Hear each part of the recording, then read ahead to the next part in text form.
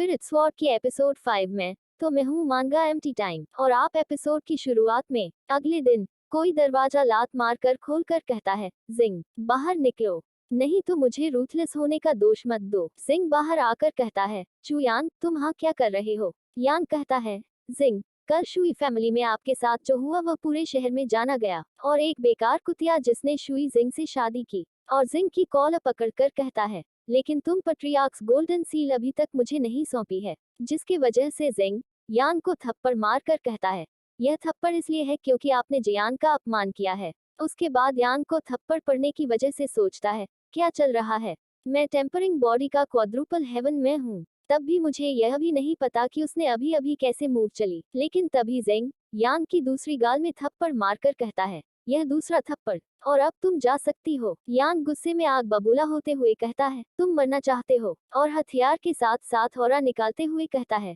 Second grade martial arts हॉर्नबुल का मजा चाको। और उस अटैक से जिंग बच जाता है। यान कहता है, एक कचरा जिसके पास मार्शल स्पिरिट भी नहीं है, इसीलिए जल्दी करो और पट्रियार्क्स गोल्डन सील दे दो। लेकिन अचानक जिंग यान को पंच मार देता है और उस फोर्स की वजह से चमचे के साथ बाहर जाकर गिरता है। उसी के साथ जिंग यान की तलवार पकड़कर यान की तरफ फेंक देता है। इसकी वजह से सोचता है, क्या यह जिंग है, वह इतना पावरफुल कब बना। और यह सब होने के बावजूद यान खड़ा होकर कहता है, चू जिंग युन तुम नीच विलन, आपने वास्तव में मुझे बुली करने के लिए अपनी ताकत छुपाई। तो अब तुम 3 दिन बाद परिवार की मीटिंग में देखा जाएगा कि एल्डर्स आपके साथ कैसा व्यवहार करते हैं। और वहां से भाग जाते हैं। और जियान कहता है, मुझे माफ करो। सिंह कहता है, वे लंबे समय से पट्रियार्क्स गोल्डन सील के लिए लालायित हैं, इसीलिए खुद को दोस्त क्यों दे रहे हो। जियान कहता है, लेकिन 3 दिन बाद परिवार की मीटिंग है। सिंह गले लगाते हुए कहता है, चिंता मत करो, मेरा अपना तरीका है। और अगले सिंह में कल्टीवेशन करते हुए कहता है,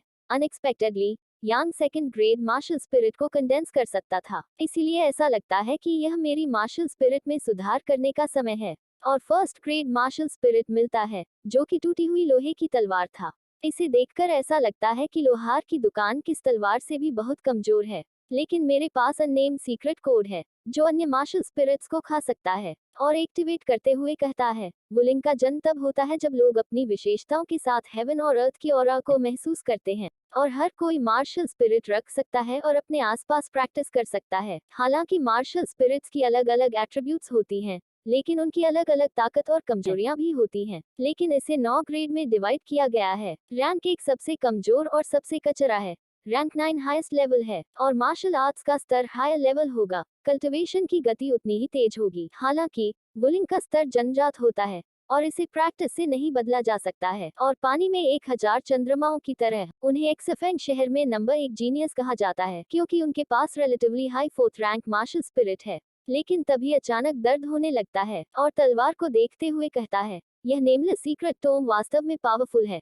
लेकिन मार्शल स्पिरिट्स को कंडेंसिंग करते हुए इसने वास्तव में मुझे टेम्पर्ड बॉडी के 3rd हेवन तक ब्रेक थ्रू की अनुमति दी। लेकिन फैमिली की बैठक से पहले केवल 3 दिन हैं। भले ही मैं अभ्यास करने के लिए पुनर्जन्म के पत्थर पर भरोसा करता हूँ, तब भी इसमें केवल 15 दिन लगेंगे। और मेरी वर्तमान ताकत के साथ चू फैमिली के 3 एल्डर्स को रोकने का कोई तरीका नहीं है। तो फिर मुझे दूसरे प्लान के ऊपर काम करना चाहिए। और पेपर में एन्क्रिप्शन लिखते हुए सोचता है, मेरी वर्तमान ताकत के साथ मैं मिडिल लेवल स्पिरिचुअल क्लास के एक्सरसाइजेस को मुश्किल से ड्रॉ कर सकता हूँ। और मार्शल आर्ट डिवाइड किया गया है, man, spirit, sage, heaven, good fortune. लेकिन प्रत्येक लेवल को अपर, मिडिल और लोअर लेवल में डिवाइडेड किया है। और blue waves and 9 folded waves केवल एक इंटरमीडिएट स्पिरिचुअल लेवल है। लेकिन blue waves and 9 folded waves को भी स्ट्रोक्स में डिवाइडेड गया है। रिफाइनमेंट, 9 पाम्स कनेक्टेड में 1 पीस। और यह दोनों टेक्निक स्पिरिचुअल रैंक के हाई लेवल मार्शल आर्ट्स के बराबर है। लेकिन पुनर्जन्म ने मुझे हजारों वर्षों की कल्टिवेशन से लूज कर दिया,